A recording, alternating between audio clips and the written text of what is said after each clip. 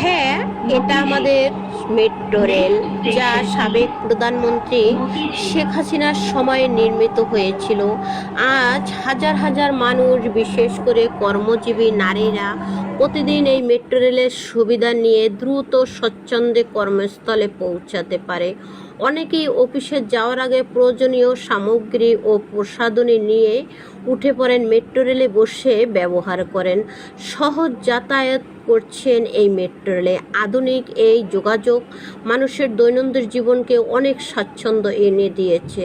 শেখ হাসিনা আজ ক্ষমতায় থাকুক বা না থাকুক, তার সময়ে বাস্তবিত নানা উন্নয়ন প্রকল্প আজ মানুষের জীবনে অংশ হয়ে আছে। মেট্রো রেল তারই একটি দৃশ্যমান উদাহরণ। প্রতিদিন এই সুবিধা গ্রহণ করতে গিয়ে অনেকের উন্নয়নের স্মৃতি অনুভব করে। এটা আমাদের সাবেক প্রধানমন্ত্রী শেখ হাসিনার অবদান। কেউ একমত হতে পারেন আর কেউ ভিন্ন মত পোষণ করতে পারেন, সেটা সবার নিজস্ব অধিকার। তবে আমার দৃষ্টিতে শেখ হাসিনা একজন সৃষ্টিশীল উন্নয়নমুখী নেত্রীর প্রতীক। তার সময় নেওয়া বিভিন্ন উন্নয়ন আজও দেশের মানুষের উপকারে আছে।